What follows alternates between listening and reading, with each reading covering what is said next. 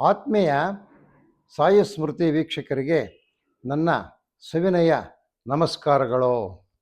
ಆತ್ಮೀಯರೇ, ಈ ದಿನದ ಪಂಚಾಂಗ ವಿಶೇಷ. ಈ ದಿನ ವಿಶ್ವವಸು ನಾಮ ಸಂವತ್ಸರ ದಕ್ಷಿಣಾಯಣ ಶರದ್ ಋತುವಿನ ಆಶ್ವಯುಜ ಬಹುಳ ಚತುರ್ದಶಿ ಸೋಮವಾರ 20/10/2025. ಆತ್ಮೇಲೆ ವಾರ ಸೋಮವಾರ ಆಗಿರ್ತದೆ, ತಿಥಿ ಚತುರ್ದಶಿ ಆಗಿರ್ತದೆ, ಹಗಲು 2:18 ನಕ್ಷತ್ರ ಹಸ್ತ ನಕ್ಷತ್ರ ಆಗಿರ್ತದೆ, 7:58 ಯೋಗ ವೈದ್ಯೃತಿ ಆಗಿರ್ತದೆ, ಕರ್ಣ ಶಕುನೀಕರಣ ಆಗಿರ್ತದೆ. ಆದ್ಮೇಲೆ ಈ ದಿನದ ವಿಶೇಷ ಏನಪ್ಪ ಅಂದರೆ, ಈ ದಿನ ಬೆಳಗ್ಗೆ ನರಕ ಚತುರ್ದಶಿ ಹಬ್ಬದ ಆಚರಣೆ ಮಾಡಬಹುದು. 2:18 ಚತುರ್ದಶಿ ಇರ್ತದೆ. ತದನಂತರ ಅಮಾವಾಸ್ಯೆಗೆ ಸಂಬಂಧಿಸಿರ್ತಕ್ಕಂಥ ಹಬ್ಬಗಳಾದ ಲಕ್ಷ್ಮೀ ಪೂಜೆ ಆಗಲಿ ಮತ್ತು ಇತರೆ ಯಾವುದೇ ಹಬ್ಬಗಳಾಗಲಿ ಅಮಾವಾಸ್ಯೆಗೆ ಸಂಬಂಧಿಸಿರ್ತಕ್ಕಂಥದ್ದನ್ನು ರಾತ್ರಿ ವ್ಯಾಪಿನಿಯಲ್ಲಿ ಅಮಾವಾಸ್ಯೆ ಬರೋದರಿಂದ ಮಾಡಬಹುದು. ಕೇದಾರೇಶ್ವರ ವ್ರತ ಸಹ ಇದರಲ್ಲಿ ಸೇರ್ತದೆ.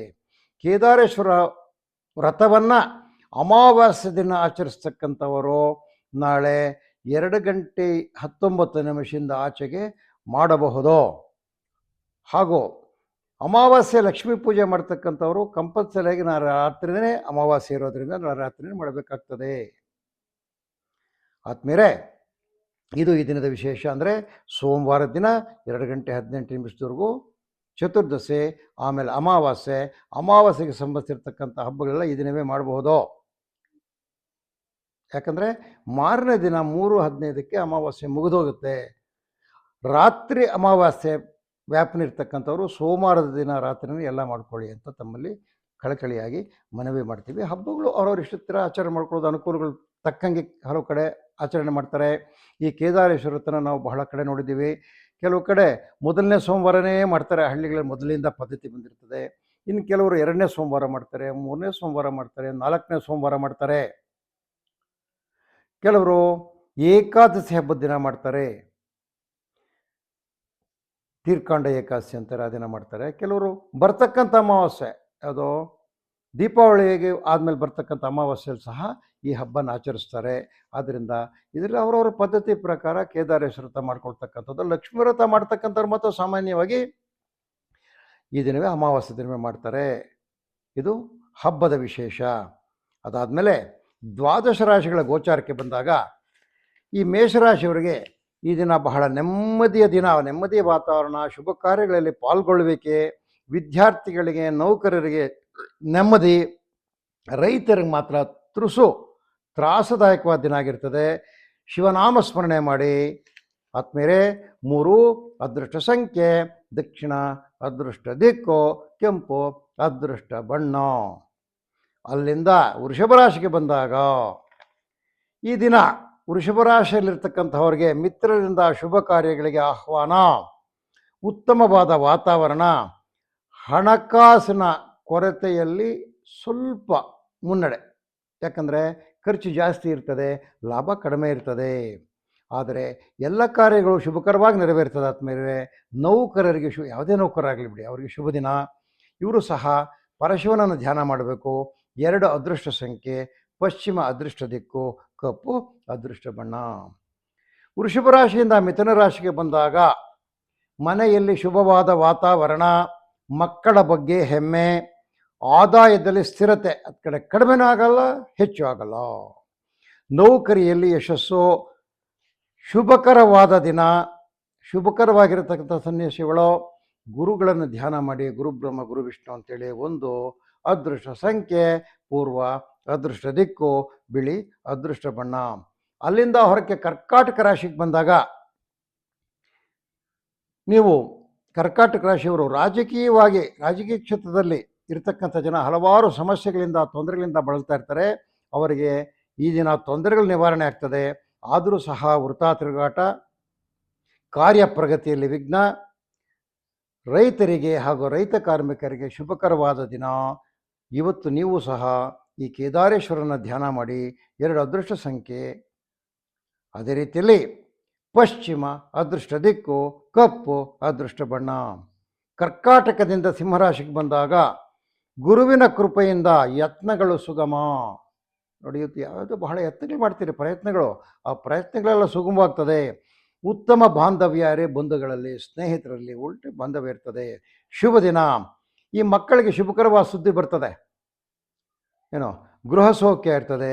ನೀವು ಲಕ್ಷ್ಮೀನಾರಾಯಣನ ಜನಿಸಿ ಮಹಾಲಕ್ಷ್ಮಿನ ಧ್ಯಾನ ಮಾಡಿ. 4 ಅದೃಷ್ಟ ಸಂಖ್ಯೆ ಉತ್ತರ, ಅದೃಷ್ಟ ದಿಕ್ಕು ಕಿತ್ತಳೆ ಬಣ್ಣ, ಅದೃಷ್ಟ ಬಣ್ಣ. ಸಿಂಹರಾಶಿಯಿಂದ ಕನ್ಯಾ ರಾಶಿಗೆ ಬಂದಾಗ ವ್ಯಾಪಾರ ವ್ಯವಹಾರಗಳಲ್ಲಿ ಬಂಡವಾಳ ಹೂಡಿಕೆಯ ಬಗ್ಗೆ ಚಿಂತೆ. ನಿಮಗೆ ಬಂಡವಾಳದೇ ಚಿಂತೆ, ಏನಪ್ಪ ಮಾಡೋದು, ವ್ಯಾಪಾರ ಮಾಡಬೇಕು ಅಂತ. ಅದು ಈ ದಿನ ನಿಮಗೆ ಹಲವರ ಸಹಾಯದಿಂದ ಆ ಚಿಂತೆ ದೂರ ಆಗೋ ಸಾಧ್ಯತೆಗಳಿವೆ. ಪ್ರಯತ್ನ ಪಡಿ. ದೂರದ ಪ್ರಯಾಣದಲ್ಲಿ ಶುಭ ಸುದ್ದಿ. ಪ್ರಯಾಣ ಹಂಗಾಗಲ್ಲ, ಪ್ರಯಾಣದಲ್ಲಿ ಒಳ್ಳೆ ಶುಭ ಸುದ್ದಿಗಳು ಸಿಗ್ತದೆ ನಿಮಗೆ. ರೈತರಿಗೆ ಅಲ್ಪ ಲಾಭ. ಆದರೆ ರೈತರಿಗೆ ಮಾತ್ರ, ಯಾರೋ ಈ ಕನ್ಯಾ ರಾಶಿಯಲ್ಲಿ ಇರ್ತಕ್ಕಂಥ ಹಾಗೂ ಹಲವು ರೈತರಿಗೆ ಇದನ್ನು ವ್ಯವಸಾಯದಲ್ಲಿ ಕೂಡ ತೊಂದರೆಗಳಾಗ್ತದೆ. ಕೂಲಿ ಕಾರ್ಮಿಕರು ಸಿಗದೆ ಇರತಕ್ಕಂಥದ್ದು, ಅಥವಾ ಬೆಳೆದಿರ್ತಕ್ಕಂಥ ವಸ್ತುಗಳಿಗೆ ವ್ಯಾಪಾರ ದೊರಕದೇ ಇರತಕ್ಕಂಥದ್ದು, ಇಂತಹ ತೊಂದರೆಗಳಾಗ್ತದೆ. ಗುರುಸ್ಮರಣೆ ಮಾಡಿ. 6 ಅದೃಷ್ಟ ಸಂಖ್ಯೆ ಪಶ್ಚಿಮ, ಅದೃಷ್ಟ ದಿಕ್ಕು ನೇರಳೆ, ಅದೃಷ್ಟ ಬಣ್ಣ. ಅಲ್ಲಿಂದ ಕನ್ಯಾ ರಾಶಿಯಿಂದ ತುಲಾ ರಾಶಿಗೆ ಬಂದಾಗ ಉತ್ತಮ ದಿನ. ಆದರೂ ಸಹ ಹಣಕಾಸನ್ನು ಕ್ರೋಢೀಕರಿಸೋದ್ರಲ್ಲಿ ಸ್ವಲ್ಪ ತೊಂದರೆ ಆಗ್ತದೆ. ಸ್ವಲ್ಪ ಸಮಸ್ಯೆಗಳೇ ಹೆಚ್ಚು ಕಾಣ್ತಾ ಇರ್ತದೆ. ಜವಾಬ್ದಾರಿಗಳು ಕಣ್ಣು ಮುಂದೆ ಬರ್ತಾ ಇರ್ತದೆ. ಆದರೂ ಸಹ ಈ ದಿನ ಸಂತಸದಿಂದ ದಿನ ಆಗಿರ್ತದೆ. ಮನೆಯಲ್ಲಿ ಗೃಹ ಸೌಖ್ಯ ಇರ್ತದೆ, ಮಕ್ಕಳನ್ನ ನೆಮ್ಮದಿ ಇರ್ತದೆ, ಮತ್ತು ಬಹಳ ಮಾನಸಿಕವಾಗಿ ನಿಮಗೆ ಸಮತೋಲನ ಸಿಗ್ತದೆ. 1 ಅದೃಷ್ಟ ಸಂಖ್ಯೆ ಪೂರ್ವ, ಅದೃಷ್ಟ ದಿಕ್ಕು ಬಿಳಿ, ಅದೃಷ್ಟ ಬಣ್ಣ. ತುಲಾರಾಶಿಯಿಂದ ವೃಶ್ಚಿಕ ರಾಶಿಗೆ ಬಂದಾಗ ಇವರು ಮನೆಯಲ್ಲಿ ವಿವಾಹನೋ ಗೃಹ ಪ್ರವೇಶನೋ ಏನೋ ಒಂದು ಮಾಡಬೇಕು ಅಂತೆಲ್ಲ ಸುಮಾರು ದಿನದ ಸಿದ್ಧತೆ ಮಾಡ್ತಾ ಇರ್ತೀರಿ. ಅದಕ್ಕೆ ಒಳ್ಳೆಯ ಸಮಯ ಕೂಡ ಬಂದಿರೋದಿಲ್ಲ. ಮಂಗಳ ಕಾರ್ಯಗಳನ್ನು ಮಾಡ್ತಕ್ಕಂಥದ್ದಕ್ಕೆ ವೇದಿಕೆ ಅಂತಕ್ಕಂಥದ್ದು ಈ ದಿನ ಸಿದ್ಧವಾಗ್ತದೆ. ಹಳೆ ಮಿತ್ರರ ಆಗಮನ ಆಗ್ತದೆ. ಬಂಧುವರ್ಗದವ್ರು ಕೆಲವರು ಸಿಗ್ತಾರೆ. ಎಲ್ಲೆಲ್ಲೋ ಓಡಾಡ್ತೀರಿ. ಇವತ್ತು ಬಿಡುವಿಲ್ದಂಗೆ ಓಡಾಡ್ತಾ ಇರ್ತೀರಿ. ಆ ಓಡಾಡಿದ ನೆಮ್ಮದಿ ಇದೆ ನೋಡಿ. ಓಡಾಡಿದಿಂದ ನೆಮ್ಮದಿ ಕೂಡ ಸಿಗ್ತದೆ.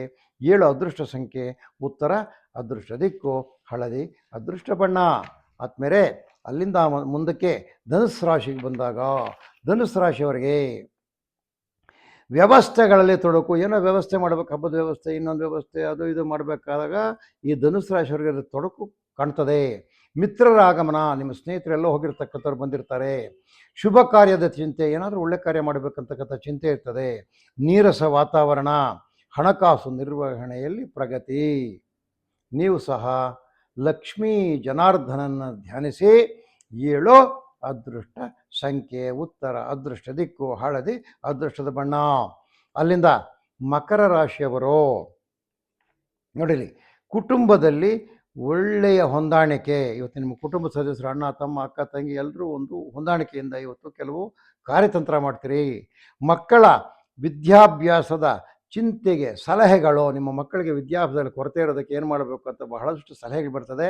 ಒಳ್ಳೆಯ ಸಲಹೆ ತೆಗೆದುಕೊಳ್ಳಿ. ಶುಭ ದಿನ, ಉತ್ತಮವಾದ ವಾತಾವರಣ. ನೀವು ಸಹ ಶಿವಧ್ಯಾನ ಮಾಡಿ. ಅದೃಷ್ಟ ಸಂಖ್ಯೆ 1, ಅದೃಷ್ಟ ದಿಕ್ಕ ಪೂರ್ವ, ಅದೃಷ್ಟ ಬಣ್ಣ ಬಿಳಿಯಾಗಿರ್ತದೆ. ಅಲ್ಲಿಂದ ಕುಂಭರಾಶಿಯವ್ರಿಗೆ ಇದು ಒಂಥರ ವ್ಯಸನ. ಇವತ್ತು ಮನಃಕ್ಲೇಶ, ದೂರ ಪ್ರಯಾಣದ ಚಿಂತೆ, ಹಣಕಾಸು ಹೊಂದಿಸ್ತಕ್ಕಂಥ ವಿಷಯಗಳೆಲ್ಲ ಯಶಸ್ಸು ಕಾಣ್ತೀರಿ. ಕಾರ್ಮಿಕರಿಗೆ ಶುಭ ದಿನ. ಎಲ್ಲ ರೀತಿಯ ನೌಕರರಿಗೆ ಇವತ್ತು ಯಾವುದೊಂದು ಒಳ್ಳೆಯ ಶುಭ ಸುದ್ದಿ ತಿಳಿಯುತ್ತದೆ. ಶುಭಕರವಾಗಿರ್ತಕ್ಕಂಥದ್ದು ಕುಂಭರಾಶಿಯವರಿಗೆ.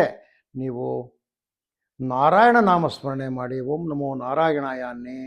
ಅದೃಷ್ಟ ಸಂಖ್ಯೆ 1, ಅದೃಷ್ಟ ದಿಕ್ಕು ಪೂರ್ವ, ಅದೃಷ್ಟ ಬಣ್ಣಿ ಬಿಳಿಯದಾಗಿರುತ್ತದೆ. ಅಲ್ಲಿಂದ ಮೀನರಾಶಿಗೆ ಬಂದಾಗ, ಮೀನರಾಶಿಗೆ ಹಣದ ಒಳ ಹರಿವಿನಲ್ಲಿ ವ್ಯತ್ಯಯ. ನೋಡಿ, ಬರ್ತಾ ಇದ್ದ ತಕ್ಷಣ ಯಾತಕ್ಕೋ ನಿಂತೋಗ್ಬಿಡ್ತದೆ ಯಾವುದೋ ಕಾರಣದಿಂದ. ಅದ್ರ ಮೂಲ ಹುಡುಕೋಕ್ಕೆ ಪ್ರಯಾಣ ಮಾಡ್ತೀರಿ. ಅಲ್ಲದೆ ದೈವ ಕಾರ್ಯಗಳಲ್ಲಿ ನಿಮಗೆ ಸಂತೋಷ ಆಗ್ತಾರೆ, ಸಂತೋಷವಾಗಿ ಭಾಗವಹಿಸ್ತೀರಿ. ನಿಮಗೆಲ್ಲ ಹಬ್ಬದ ಶುಭಾಶಯಗಳು. ಆದ್ಮೇಲೆ ನಿಮಗೆಲ್ಲ ಒಳ್ಳೆಯದಾಗ್ತದೆ. ಮೀನರಾಶಿಯವರು 8 ಅದೃಷ್ಟ ಸಂಖ್ಯೆ ದಕ್ಷಿಣ, ಅದೃಷ್ಟ ದಿಕ್ಕು ಹಸಿರು, ಅದೃಷ್ಟದ ಬಣ್ಣವಾಗಿರುತ್ತದೆ. ಆದ್ಮೇಲೆ ಈ ದಿನ ಹಬ್ಬಗಳ ಸಾಲಿನಲ್ಲಿ ನಿನ್ನೆ ನೀರು ತುಂಬುವ ಹಬ್ಬ ಹಾಗೂ ಕೇದಾರೇಶ್ವರನ ವ್ರತ, ಅಮಾವಾಸ್ಯೆ ಲಕ್ಷ್ಮೀ ಪೂಜೆ, ತದನಂತರ ಬಲಿಪಾಡ್ಯಮಿ, ಇವೆಲ್ಲ ಹಬ್ಬಗಳು ಒಂದಾದ್ಮೇಲೆ ಒಂದು ಬರ್ತಾ ಇರ್ತದೆ. ಒಂದು ದಿನ 2 ಬರ್ಬೋದು, ಒಂದಿನ ಅರ್ಧ ಬರ್ಬೋದು. ಈ ರೀತಿಯಲ್ಲಿ ಆಗ್ತಾ ಇರ್ತದೆ. ನಿಮಗೆಲ್ಲರೂ ಹಬ್ಬ ಶುಭಾಶಯಗಳು. ಆದ್ಮೇಲೆ ನೀವು ಸಾಯಿ ಸ್ಮೃತಿ ಚಾನಲ್ನ ವೀಕ್ಷಕರು ನಾವು ಹೇಳಿರ್ತಕ್ಕಂಥ ವಿಷಯಗಳನ್ನ ಲೈಕ್ ಮಾಡಿ, ವಿಷಯಗಳನ್ನು ಶೇರ್ ಮಾಡಿ, ಹಾಗೂ ಸಬ್ಸ್ಕ್ರೈಬ್ ಮಾಡೋದು ಮಾತ್ರ ಮರಿಬೇಡಿ. ನೀವು ನಿಮ್ಮ ಸ್ನೇಹಿತರಿಂದಲೂ ಸಹ ಸಬ್ಸ್ಕ್ರೈಬ್ ಮಾಡಿಸಿ. ನಿಮಗೆ ದೀಪಾವಳಿಯ ಹಬ್ಬದ ಶುಭಾಶಯಗಳು ಆತ್ಮೀಯರೇ. ಓಂ ಶ್ರೀ ಸಾಯಿರಾಮ್.